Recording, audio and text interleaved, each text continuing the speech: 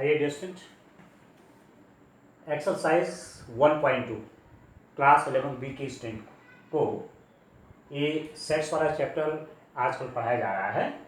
तो हमने एक्सरसाइज 1.1 भी कंप्लीट कर ली थी, 1.2 के भी हमने 4 क्वेश्चन कर लिए थे।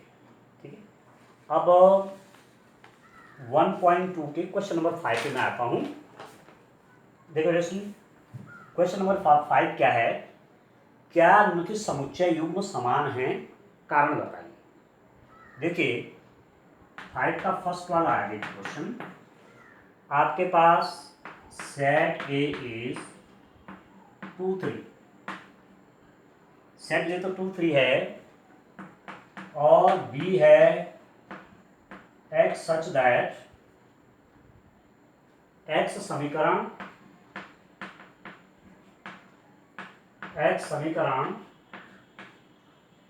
X square plus 5x plus 6, x square plus 5x plus 6 is equal to 0। ठीक है, एक्स सच दैट एक्स समीकरण x square plus 5x plus 6 is equal to 0 का एक हल है। ठीक है दोस्तों, अब आपको इस बात को अच्छे रूप में जानना है कि सेट बनता कैसे है।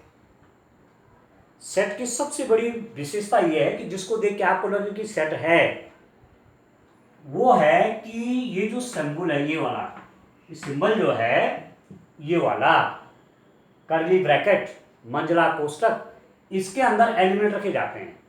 यदि आपने ऐसे रख दे तो सेट नहीं है, यदि आपने इसके अंदर एलिमेंट रखे तो वो भी सेट नहीं है। ये रिप्रेजेंटेशन सेट है। जैसे मैं कहीं पे लिखूं 1 2 3, ये यस ये सेट है। यदि मैं लिख दूं 1 2 3, सेट नहीं है। 1 2 3,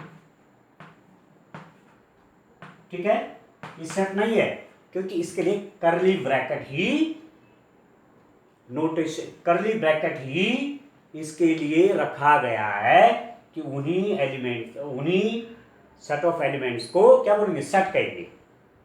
एलिमेंट्स उसका सेट जब इसके अंदर।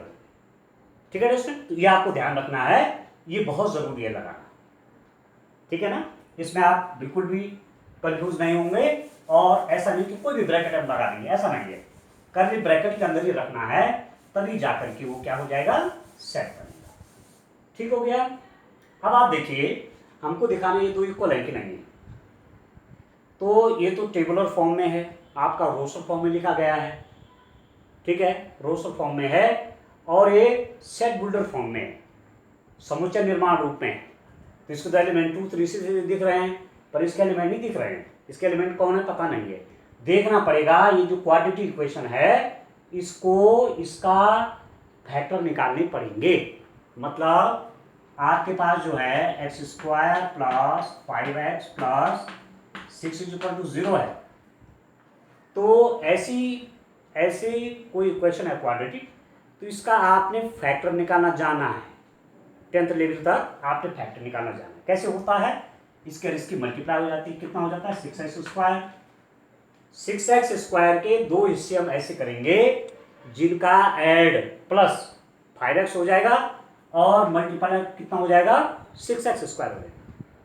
तो ये हो जाएगा आपका एक्स स्क्वायर। यदि मैं ऐसा लिख दूं 3x plus 2x plus 6 is equal to 0। ठीक है, तो 3 और 2 कितना हो? 5x। ये तो ठीक है, और इसके मल्टीप्लाई से करो तो 3 2 जा 6, 6x स्क्वायर, और इसकी मल्टीप्लाई 6x स्क्वायर। ठीक है, तो फैक्टर हो जाएंगे। दिस इंप्लाइज दैट इसमें x कॉमन ले लो आप, x प्लस 3, और इसमें कॉमन क्या है? 2 है, तो x plus 3 is equal to 0। This implies that x plus 3 एक आपका कॉमन हो गया दोनों में, x प्लस 3, और दूसरा हो जाएगा x plus 2 is equal to 0। x plus 3 और x प्लस 2। यदि if x plus 3 is equal to 0, this implies that x is equal to -3। यदि x प्लस 3 0 है तो x कितना हो गया? -3 हो गया। और if x plus 2 is equal to 0, this implies that x is equal to -2। ठीक हो गया, ये तो होता है। आप एक चीज याद रखिए, यदि मैं कहूं कि x y is equal to 0, x और वाई का मल्टीप्लाई 0 है, तो तीन बातें आती है डिस्टेंट, तीन कंडीशन अराइज होती हैं। एक्स 0 है and y is not equal to 0। एक स्थिति ऐसी हो सकती है कि एक्स की वैल्यू 0 और वाई की 0 नहीं है, तो 0 इंटू नॉट 0, तो 0 हो जाएगा। सेकेंड कंडीशन क्या हो सकती है, x is not equal to 0, y is equal to 0। X 0 नहीं है पर वाई 0, तब एक्स वाई का मल्टीप्लाई 0 हो जाएगा। और तीसरी पोजीशन है stand, x is equal to 0 and y is equal to 0। X भी 0 है, वाई भी 0 है, तो दोनों का मल्टीप्लाई क्या हो गया, 0 हो गया। तीन बातें आती हैं। तो यहां पर दो फैक्टर का मल्टीप्लीकेशन 0 है, x plus 3 is equal to 0, this implies that x is equal to -3, x plus 2 is equal to 0, this implies that x is equal to -2। तो कहने का मतलब हुआ कि इसके दो रूट आ गए या दो सॉल्यूशन आ गए। कौन कौन आ गए, एक x इज इक्वल टू आया आपका -3 और दूसरा x इज इक्वल टू -2, इस इक्वेशन का। ठीक हो गया। अब आप इसको किस रूप में रखते हैं, मतलब b को मैं यदि किस रूप में रखूं, रोस्टर फॉर्म में, तो रोस्टर फॉर्म में एकदम क्लियर आपके सामने तस्वीर आ जा रही है कि बी सेट एक्चुअली है क्या, बी सेट में कौन कौन एलिमेंट आएंगे। अब बी में देखो, ए तो आपके पास ही है, ए इज इक्वल टू 2 3 तो है ही है, and b is equal to क्या है स्टैंड, देखो माइनस, पहले चाहे 2 लिख लो, पहले -2 और -3, ये इसके एलिमेंट, इसका सॉल्यूशन ये तो है, x की वैल्यू -2 है, x की वैल्यू -3 है, तो इसमें 2 एलिमेंट्स हो गए। अब देखो इक्वल हैं, नंबर ऑफ द एलिमेंट्स तो इक्वल है, इसमें भी 2 एलिमेंट्स है, इसमें भी 2 एलिमेंट्स हैं। यहाँ देखेंगे 2 और -2, 3 और -3 इक्वल हैं, नहीं है, 2 -2 की इक्वल नहीं है, 3 -3 की इक्वल नहीं है, तो आप लिख सकते हैं this implies that a is not equal to b। ठीक है, a सेट b के इक्वल नहीं है। ठीक है, एक तो ये क्वेश्चन आपका हो गया। इसी में सेकंड देखिए आप, क्वेश्चन 5 का सेकंड देखिए, आपके पास a सेट क्या है, a is equal to x such that x शब्द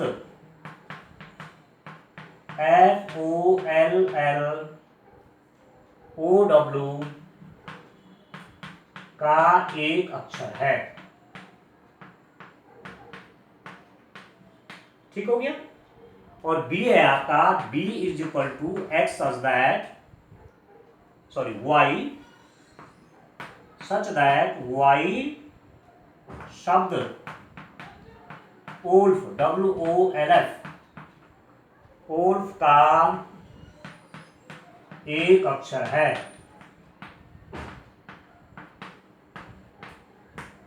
ठीक है डस्टेंट। अब इसको देखिए आप, ये भी सेट बुल्डर फॉर्म में है, सेट बुल्डर फॉर्म तो हुआ, समुच्चय निर्माण रूप में है, और ये भी सेट बुल्डर फॉर्म में लिखा गया है, समुच्चय निर्माण रूप में लिखा गया है। तो इक्वलिटी जानने के लिए हमको इनको पहले किसमें चेंज करना पड़ेगा, किसमें कन्वर्ट करना पड़ेगा, रोस्टर फॉर्म में, तालिका रूप में लिखना पड़ेगा। क्यों, उससे आपको क्लियर दिख जाता है, तालिका रूप एकदम क्लियर दिख जाता है। नियम रूप जो है उसकी फिर एक्सप्लेनेशन करनी पड़ती है। ठीक है, तो आप ए देखिए, ए क्या हो जाएगा, देखिए ये आपका जो फॉलो शब्द है, फॉलो जो वर्ड है डिस्टेंट, फॉलो जो वर्ड है, ठीक है, उसके जो आपके लेटर हैं उनका सेट है ये फॉलो। इसमें कौन कौन एलिमेंट आएंगे, FOLW, ठीक है, FOLW, कॉमा कॉमा भी लगाते हैं। देखिए सेट तब बनेगा, आपने क्या कर दिया, कर्ली ब्रैकेट के अंदर रख दिया, और एलिमेंटों के बीच में कॉमा कॉमा का साइन है, और बी हो जाएगा आपका ओल्फ, WOLF, WWOOLLFF होगी बराबर। ठीक है, तो दिस इंप्लाइज आपके पास क्या होगा जस्टिन, आप लिख सकते हैं A is equal to B। इस केस में दोनों सेट आपके समान हैं, because the elements in the set are same as the elements in the set B. A set में जो एलिमेंट्स हैं वही बी सेट में हैं, इसलिए ए और बी क्या हो गए डिस्टेंट इक्वल। क्लियर हो गया? क्वेश्चन नंबर 5 क्लियर है? चलिए आगे चलते हैं, क्वेश्चन नंबर 6 की ओर बढ़ते हैं। देखिए क्वेश्चन नंबर 6 में क्या है, देखिए आप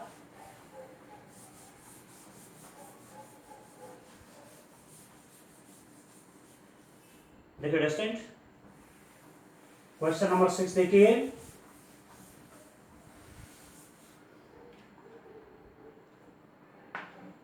क्वेश्चन नंबर 6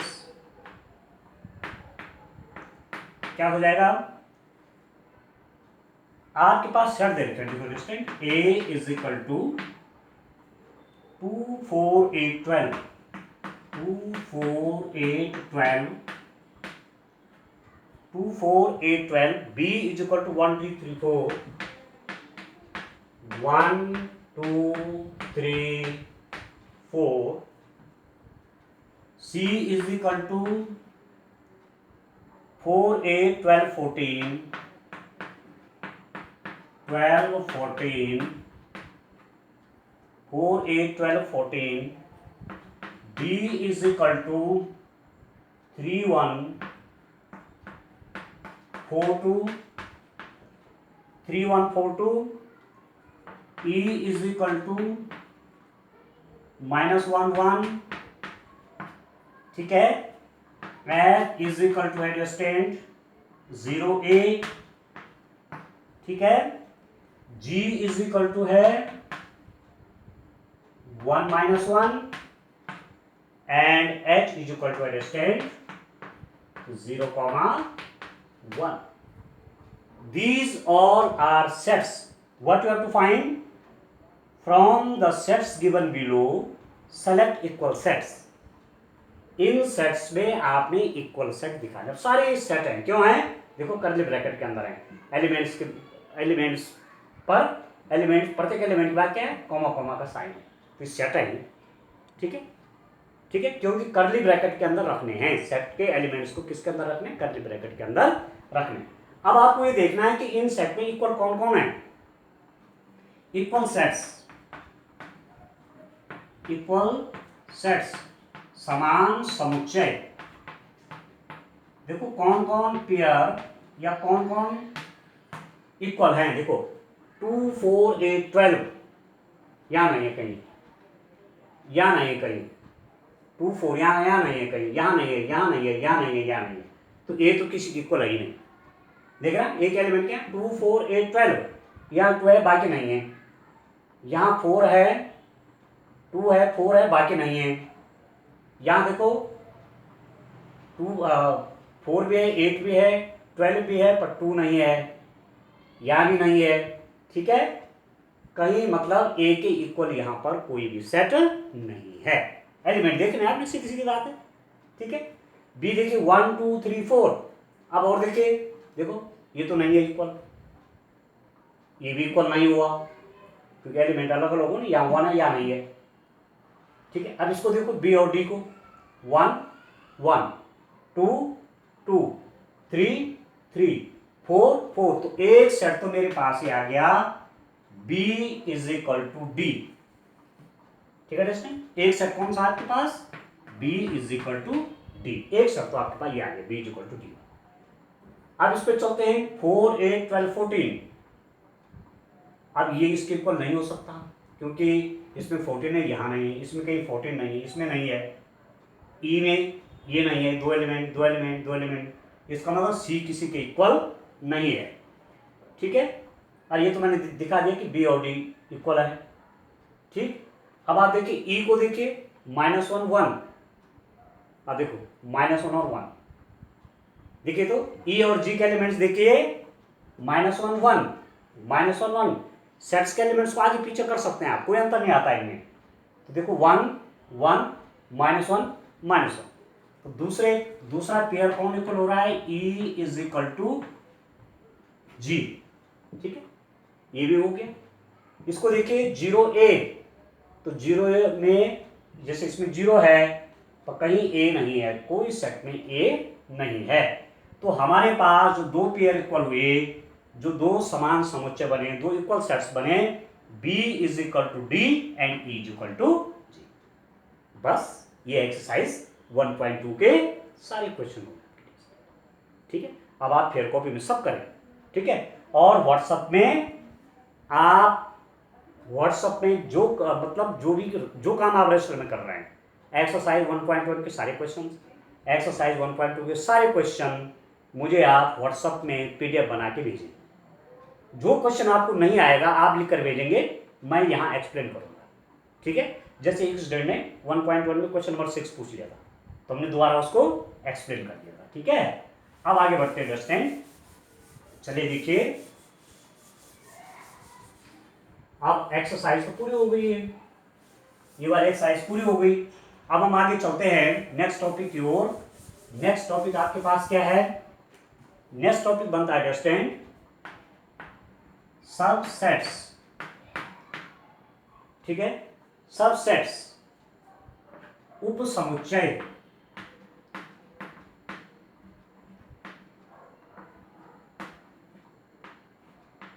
ठीक है, उपसमुच्चय, सबसेट्स। ठीक है, सब मतलब उससे छोटा, समुच्चय का एक हिस्सा, समुच्चय का एक छोटा रूप। फॉर एग्जाम्पल, मैं इंग्लिश अल्फाबेट को इस ढंग से देखूं, ABCD अप टू XYZ। ये है इंग्लिश अल्फाबेट के 26 लेटर्स, आप जानते हैं। मैं वॉवेल्स का सेट लिख दूं, AEIOU, ये वॉवेल्स का सेट है। तो आप देखिए, तो इसके सारे एलिमेंट यहाँ हैं कि नहीं है, ये इसका हिस्सा है कि नहीं है। ठीक है, तो इसको कहेंगे कि V is the subset of A। V A का उपसमुच्चय है। ठीक है, इसका छोटा रूप हुआ कि नहीं हुआ, इसका एक हिस्सा हुआ कि नहीं हुआ, किसका, ये भी जो है ए का हिस्सा हुआ कि नहीं हुआ। मतलब कहने का मतलब हुआ कि each and every element of V is in A। V का प्रत्येक एलिमेंट A में है। तो ऐसी स्थिति में कहेंगे कि V A का उपसमुच्चय है, और आप लिखते हैं V is subset of A। V is subset of A, ये सबसेट का चिन्ह है, उपसमुच्चय का चिन्ह है। ये कैसे बोला, उपसमुच्चय का चिन्ह आपको कैसे बताया, ये बताया है। ठीक है, तो V is subset of A कैसे पढ़ेंगे, V is subset of A। V A का उपसमुच्चय है, V A का उपसमुच्चय है, ऐसे लिखिए। ठीक है दोस्तों, अब समझ गया उपसमुच्चय क्या होते हैं। तो डेफिनेशन आप इस रूप में लिख सकते हैं। डेफिनेशन क्या हो सकती है, अब थोड़ा डेफिनेशन की ओर आते हैं, कि मैं यदि दो सेट ले लूं, A और B मेरे पास टू सेट्स हैं, A and B are two sets, and elements of A, every elements of A are in B। A का प्रत्येक एलिमेंट यदि B में है तो A B का सबसेट कहलाएगा। मतलब if A belongs to A, यदि A में है तो A belongs to B। यदि हमने कहा कि ये इसका सबसेट है और A कोई एलिमेंट इसमें है, तो दिस इंप्लाइज दैट, इसका मतलब है कि A B में होगा ही होगा। A में है तो A B में होगा ही होगा। तो ऐसी स्थिति में आप लिखते हैं कि A is subset of B। ठीक है दोस्तों, ठीक है। अब यदि मैं एक सेट ऐसा ले लूं, फॉर एग्जांपल मैं ले लूं A इज इक्वल टू 1 2 3। आपके पास B सेट कौन सा है दोस्तों, 1 2 3 4। देखिए, एक बार पहले डेफिनेशन को ठीक से आपको समझ लेना चाहिए। टॉपिक को ठीक से समझना है। टॉपिक ठीक से समझ में आ गया तो क्वेश्चन करने में फिर कोई दिक्कत ही नहीं है। अब आप देखिए, ए मैंने ऐसा ले लिया, बी ऐसा ले लिया। आप देखिए तो 1, इसका प्रत्येक एलिमेंट यदि यहाँ है तो 1 1 2 2 3 3, इसका प्रत्येक एलिमेंट यहाँ नहीं है, ठीक है, इसका प्रत्येक एलिमेंट यहाँ है। Every element of the set A is in B but every element of B is not in A का प्रत्येक एलिमेंट यहाँ होना चाहिए, पर जरूरी नहीं कि बी का प्रत्येक एलिमेंट यहाँ हो। जैसे आप देख रहे हैं 4 नहीं है यहाँ, 1 2 3 यहाँ है पर 4 नहीं है। इसका मतलब A is subset of B, A B का सबसेट है, क्योंकि ए के सारे एलिमेंट बी में भी हैं। ए में तो नहीं है, बी में भी, but B is not subset of A, is not subset है।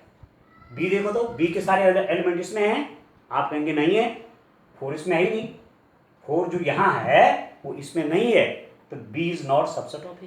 बी ए का सबसेट नहीं है। कैसे लिखोगे यहाँ पर, तो कैसे लिखोगे, A subset of B, A B का उपसमुच्चय है, ठीक है। और यहां पर क्या है, B is not subset of A, B is not subset of A, B A का उपसमुच्चय नहीं है,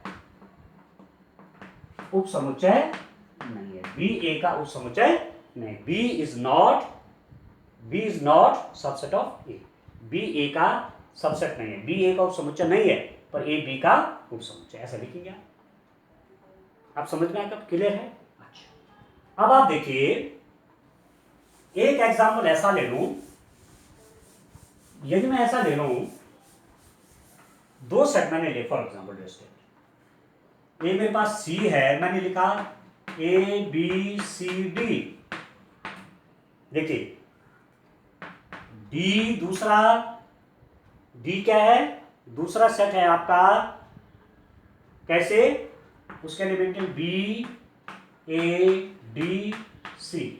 आप देखिए तो इसके एलिमेंट देखिए, A B B C C D D, इसके सारे एलिमेंट यहाँ हैं कि नहीं है।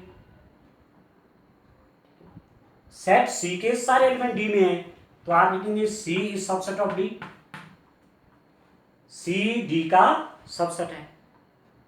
अब यहां से देखिए तो इसके एलिमेंट यहां है कि नहीं है, B B A D D C C, इसके सारे एलिमेंट भी यहां हैं, तो आप ये भी लिख सकते हैं कि D is subset of C, D is subset of C, C D का सबसेट है और डी सी का सबसेट है। देख रहे हैं, सी डी का सबसेट है और सी डी का सबसेट है और डी सी का सबसेट है, ये इसका सबसेट है, ये इसका सबसेट है। तो ये ऐसा तभी होता है स्टूडेंट जब A is equal to B होता है, ठीक है। मतलब C is subset of D, C is subset of D और and D is subset of C, C D का सबसेट है और D C का सबसेट है, if and only if. Two way implication का साइन है, इसको कैसे पढ़ते हैं, देखो सेट थ्योरी में नोटेशन का बहुत बड़ा महत्व है। ये जो मैं लिख रहा हूं ये तो इंप्लाइज हुआ, जब मैं ऐसा पढ़ूंगा तो इंप्लाइज मतलब यह इंगित करता है, यह बताता है, क्या बताता है, ये साइन ही होता है, ठीक है, इंप्लाइज दैट का साइन। अब ये क्या है, इसको पढ़ते हैं इफ एंड ओनली इफ, यदि और केवल यदि, इसका साइन है ये, और शॉर्ट में ऐसा भी लिख सकते हैं इसको, इफ, ऐसा भी लिख सकते हैं, इफ एंड ओनली इफ, यदि और केवल यदि, या इफ, या तो ऐसा लिखिए या ऐसा लिखिए या हिंदी में ऐसा लिखिए। तो आपको ये जो नोटेशन आपको दिए जा रहे हैं, सिंबल दिए जा रहे हैं, इनको भी तैयार करेंगे सेट थ्योरी में इनका महत्व है। ठीक है, तो यहाँ पर हम यूज करेंगे C set of subset of D और D subset of D, C subset of D और D subset of C. If and only if, ऐसा तभी होता है या यदि और केवल यदि C is equal to D. ठीक है, मतलब दो सेट इक्वल हैं तो एक दूसरे के सबसेट भी हैं, ऐसा भी कह सकते हैं। Two sets are equal if they are subset of each other, वो एक दूसरे के सबसेट है। अब ठीक है अंडरस्टैंड, समझ गए ना बात को। चलिए आगे देखते हैं, कुछ और सबसेट के कुछ और एग्जाम्पल देखते हैं। सबसेट के कुछ और एग्जाम्पल लिखते हैं, देखिए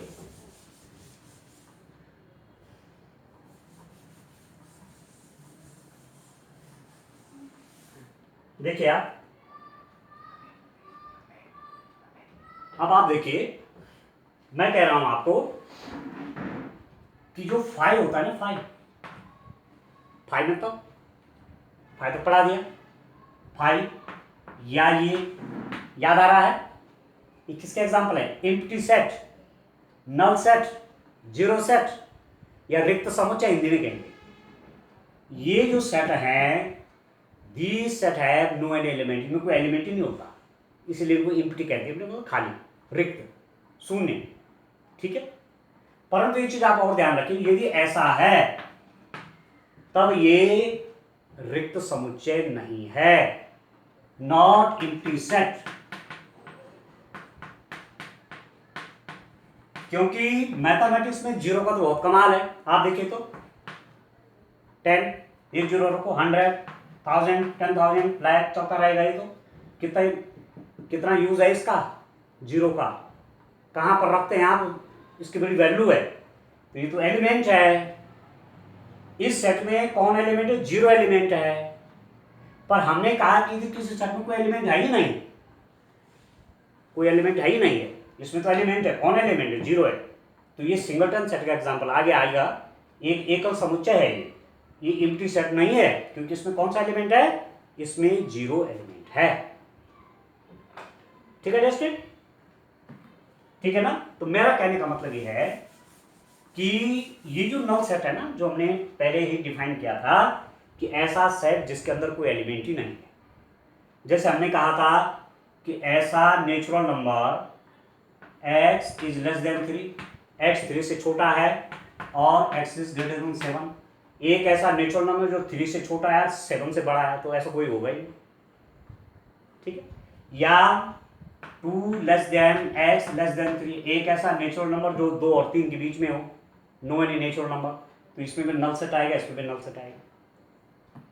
ठीक हो गया ना, ठीक हो गया ना अंडरस्टैंड। तो ये जो आपका नल सेट है, five is always subset of any set.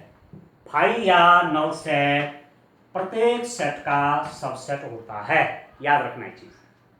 Null set प्रत्येक सेट का क्या होता है? सबसेट होता है। रिक्त समुच्चय प्रत्येक समुच्चय का उप समुच्चय होता है। ठीक है, ठीक है दोस्तों। और भी एग्जांपल लेंगे, जैसे सेट के एक एग्जांपल और ले लेता हूं। जैसे मैं कहूं, if I take the set of natural number, प्राकृत संख्याओं का समुच्चय 1 2 3 4 अप टू सोन। ठीक है, यदि मैं इवन नंबर ले लूं तो इवन में कौन कौन आएगा दोस्तों? 2 4 6 8 अप टू सोन। और ऑड में कौन कौन आएंगे? 1 3 5 7, ये आएंगे ना। इसके सारे एलिमेंट यहाँ हैं कि नहीं है? इसके सारे एलिमेंट यहाँ हैं कि नहीं है? तो ये इसका सबसेट हुआ कि नहीं हुआ? ये इसका सबसेट हुआ कि नहीं हुआ? E is the subset of n and, ठीक है, E is the subset of n and O is the subset of n। E भी n का सबसेट है और O भी n का सबसेट है। E n का उप समुच्चय, क्योंकि E के सारे एलिमेंट यहाँ है, नहीं है, देखो। और O is subset of n, O के सारे एलिमेंट भी यहाँ है। ठीक है दोस्तों, तो आपके लिए आज के लिए काम हो गया आप एक्सरसाइज 1.2 की क्वेश्चन नंबर 5, 6 करेंगे कॉपी में, और सबसेट के डेफिनेशन लिखेंगे और सबसेट के एग्जाम्पल लिखेंगे। ठीक है, तो आज के लिए इतना ही है। Thank you, bye.